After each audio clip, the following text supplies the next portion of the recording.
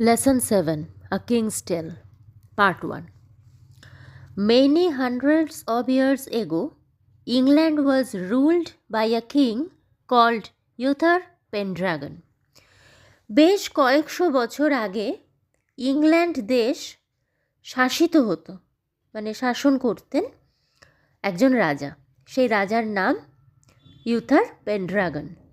The king, who was friend and protector to all his people, was fair to everyone. সেই রাজা যিনি তার প্রজাদের একসাথে বন্ধুর মতো ছিলেন এবং তাদের রক্ষাকর্তা ছিলেন।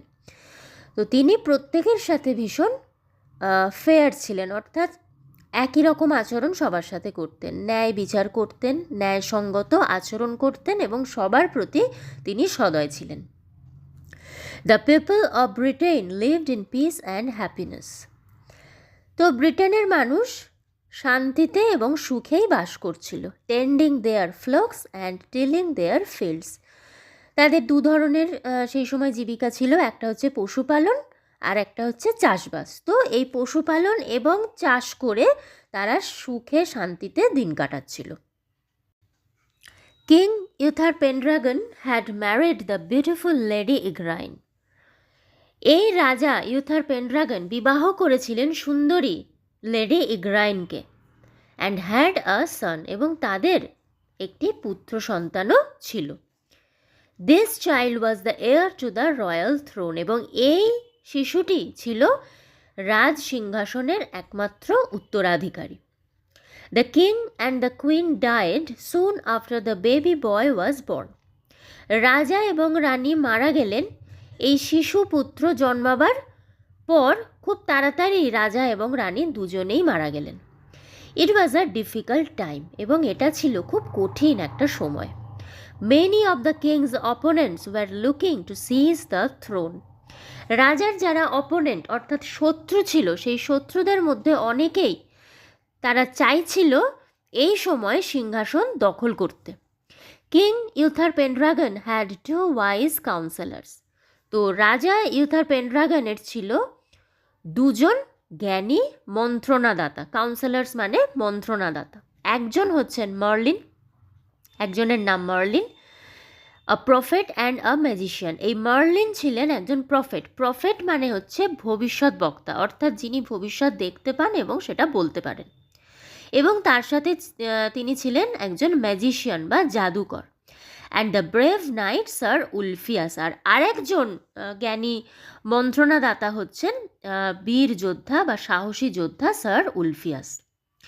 দে were greatly trusted by the royal family, এবং এরা দুজন এই রাজ পরিবারের ভীষণ বিশ্বস্ত ছিলেন।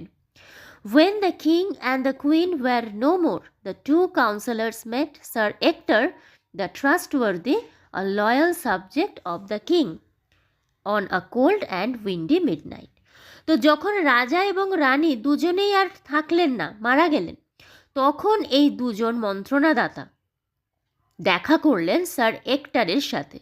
স্যার একটার হচ্ছেন একজন বিশ্বাসভাজন, ট্রাস্টওয়ার্দি মানে হচ্ছে বিশ্বাসের যোগ্য, a loyal subject of the king. এবং এই স্যার একটার বিশ্বাসভাজন তো বটেই, তার সাথে রাজার একজন মানে স্বর্গত রাজার একজন বিশ্বস্ত প্রজা। এবং দেখা করলেন কীরকম সময়? On a cold and Windy midnight. একদিন প্রচণ্ড শীত, ঠান্ডা শীত এবং প্রচণ্ড ঝড় হচ্ছিল বা ঝোড়ো হাওয়া দিচ্ছিল। উইন্ডি, মিডনাইট মাঝরাত, অর্থাৎ মাঝরাতে দেখা করলেন। সময়টা হচ্ছে মাঝরাত এবং আবহাওয়া হচ্ছে ভীষণ ঠান্ডা এবং ঝোড়ো। তো এরকম একটা সময় এই দুজন মন্ত্রণাদাতা অর্থাৎ মার্লিন এবং স্যার উলফিয়াস দেখা করলেন স্যার একটারের সাথে। They placed in his hands a baby wrapped in a scarlet cloak. তারা এই স্যার একটারের হাতে একটি শিশু দিলেন, এবং শিশুটি স্কারলেট মানে হচ্ছে গাঢ় লাল রং, আর ক্লোক মানে হচ্ছে কাপড়। তো গাঢ় লাল রঙের কাপড়ে মোড়া একটি শিশুকে এরা দুজন স্যার একটারের হাতে দিলেন। মার্লিন সেড, মার্লিন বললেন, we order you and your wife to bring up this child as though he were your own son. তো মার্লিন বলছে যে, স্যার রেক্টরকে বলছে যে আমরা তোমাকে এবং তোমার স্ত্রীকে আদেশ দিচ্ছি যে এই ছেলেটিকে তোমরা একেবারে তোমার নিজের ছেলের মতো করে বড় করবে, মানুষ করবে। The boy is to be called Arthur, sir Ulfius said. এবং স্যার উলফিয়াস বললেন যে এই ছেলেটির নাম রাখা হবে Arthur. Sir Ector being a true knight asked no questions. Sir Ector মানে যাকে বাচ্চাটিকে দেওয়া হলো, তো তিনিও একজন সত্যিকারের যোদ্ধা। একজন সত্যিকারের যোদ্ধা হওয়ায় তিনি একটা প্রশ্নও করলেন না এ ব্যাপারে।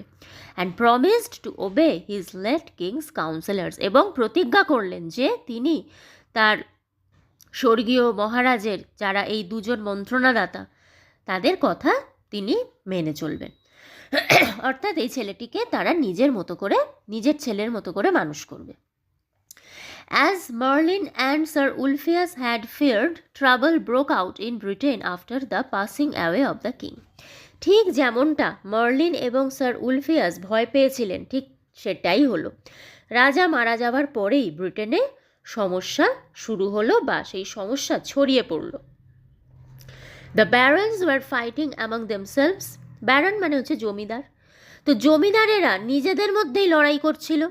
And plotting to capture the throne, এবং সিংহাসন দখল করার জন্য ষড়যন্ত্র করছিল।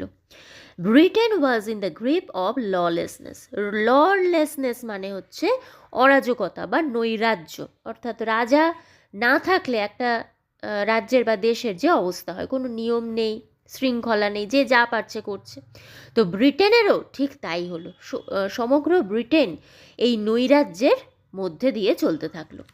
Travellers were regularly robbed. Travellers মানে পথিক, যারা হেঁটে এক জায়গা থেকে বা যে কোনোভাবে এক জায়গা থেকে অন্য জায়গায় যাচ্ছে, এবং তাদেরকে নিয়মিতভাবে, রবড শব্দটা, রব কথাটার মানে হচ্ছে ডাকাতি করা, অর্থাৎ রেগুলার রাস্তাঘাটে পথিকদের ওপর ডাকাতি করা হচ্ছিল। অর্থাৎ ডাকাতি মানে তাদের ওপর হামলা করে তাদের কাছে যা কিছু আছে সব কিছু লুট করে নেওয়া হচ্ছিল, এবং এটা চলছিল নিয়মিতভাবে, এটা রোজকার ঘটনা হয়ে দাঁড়িয়েছিল। The peasants were unhappy. Peasant মানে হচ্ছে কৃষক। কৃষকেরাও ছিল আনহ্যাপি বা অসুখী। এর আগে আমরা দেখেছি যে এর আগে কিন্তু মানুষ পশুপালন করে এবং চাষবাস করে তারা রাজার যে রাজত্ব সেখানে তারা খুব শান্তিতে সুখে বাস করছিল। তো এখন সেই রাজা মারা গেছে, ফলে এখন পুরো ব্রিটেন হয়ে গেল কি একটা নৈরাজ্যের জায়গা। তো পার্ট 1 এখানেই শেষ হলো।